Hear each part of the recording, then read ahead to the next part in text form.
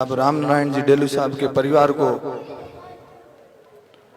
और उनके सहयोगियों को सभी को मैं बधाई देना चाहता हूं कि आपने इस पुनीत काम का जिम्मा अपने कंधों पे लिया है। हम कहीं पे भी पढ़ते हैं या पुरानी चीजें सुनते हैं, उसमें सबसे ज्यादा यदि कोई अमर काम होता है या किसी को याद किया जाता है, वो काम दान का होता है। डेलू परिवार ने ये एकदम अच्छे से परिभाषित किया है कि दान से बढ़िया कुछ नहीं होता। ये एक अमर काम है जो आने वाले टाइम में युगों युगों तक इतिहास के पन्नों पे लिखा जाता है। और वो यदि जे समाज का काम हो, देखो हम सबको लेके चलते हैं, सर्व समाज को लेके चलते हैं, पर खुद के समाज को जब हम आगे लेके चलते हैं तभी बाकी समाज और हमारे जो सोसाइटी से जुड़े लोग हैं वो भी मजबूत होते हैं। समाज में तो बहुत बेहतर काम हो ही रहा है। मैं डेलू परिवार ने मुझे बुलाया, मान सम्मान दिया और आप सभी लोगों से मिलने का मुझे अवसर दिया, उसके लिए मैं इनका आभारी भी हूं। ये 2 मंजिला पहले से बनी चुकी है धर्मशाला, 2 मंजिला भवन और बनाने का जो निर्णय लिया है डेलू परिवार ने, वो कहीं ना कहीं हमारे आने वाली समाज की हर पीढ़ी को प्रेरित भी करेगा और उनके बहुत काम भी आएगा। इससे हम सबको सीख लेनी चाहिए कि हम जो जिंदगी में कमाई कर रहे हैं हमारी लाइफ में, उसका कुछ आंशिक हिस्सा हम इन चीजों में जरूर दे, धार्मिक चीजों में, गऊ को बचाने में, या फिर शिक्षा और चिकित्सा के क्षेत्र में, क्योंकि ये 4 चीजें होती है जिनको अपने जीवन में बेसिक चीज नीड होती है। हमें इन पर काम करना चाहिए। मैं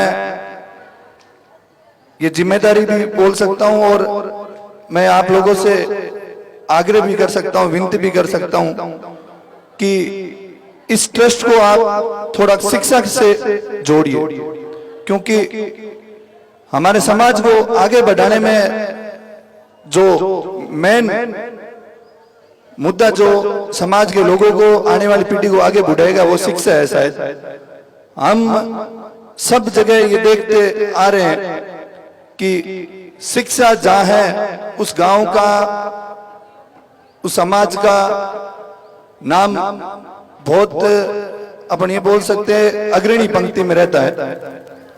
एक शिक्षा को जोड़ने के लिए सबसे पहली कड़ी होती है, वो होती है वाचनालय। हमें ऐसी चीजें जैसे वाचनालय हो गई, या फिर जो आर्थिक रूप से कमजोर बच्चे हैं उनको पढ़ाई का जिम्मेदारी लेना हो गया।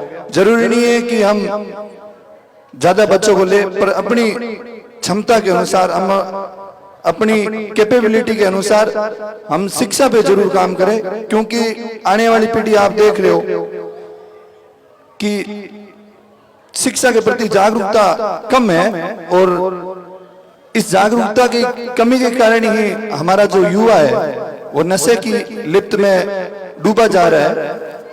तो हम यदि शिक्षा का माहौल यदि उनको उपलब्ध करवाएंगे, हम उनको बेहतर एजुकेशन देंगे, उनकी आदत ही हम एजुकेशन बना देंगे, तो जरूर आने वाली पीढ़ी, मैं ये नहीं कहता अभी की पीढ़ी, आने वाली पीढ़ी है जो हमारे छोटे भाई बहन होंगे, वो हमें और हमारे समाज को बहुत गौरवान्वित करेंगे और बहुत आगे तक ले जाएंगे। तो मेरा आप लोगों से एक ही आग्रह है कि आप बिल्कुल समाज के अग्रणी भामाशाहों में ये नोखा अपना नाम रखता है, तो आप सभी एजुकेशन के ऊपर हल्का काम करिए, क्योंकि आने वाली पीढ़ी को मजबूत और अपने समाज को सशक्त बनाएगा वो आने वाली पीढ़ी सिर्फ एजुकेशन से बना सकती है, क्योंकि एजुकेशन पहली सीढ़ी है जो लोगों को आगे बढ़ने के लिए प्रेरित करती है। और उससे होगा ये फायदा कि आने वाली पीढ़ी जो एक अपन एजुकेशन का माहौल देखेंगे उसी माहौल के अंदर ढलेगी, और उससे नो डाउट हमें बहुत, हमारे समाज को बहुत फायदा उठेगा। और हम यदि यहाँ से शुरुआत करेंगे तो आसपास के गांवों में और आसपास के शहरों में वो हमसे भी सीख लेंगे। ऐसे धीरे धीरे चैन बनती जाएगी और हमें समाज के नए हीरो मिलेंगे। आज हम समाज के यहाँ नौका तहसील से यदि किसी को याद करते हैं तो आईपीएस प्रेम सुख जी डेलू को याद करते हैं, कैलाश जी को याद करते हैं। वो यदि जो उस सर्वोच्च पद पे है उसका एक ही कारण है, शिक्षा।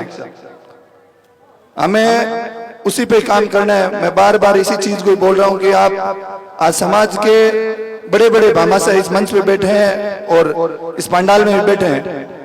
मैं आप लोगों से एक ही आग्रह करना चाहूंगा कि आप ये शिक्षा का थोड़ा जिम्मा उठाए, इस ट्रस्ट को थोड़ा शिक्षा के साथ जोड़ो और हमें पूरा विश्वास है कि आप इस पे अडिग रहोगे। बाकी आप लोगों का सबको धन्यवाद।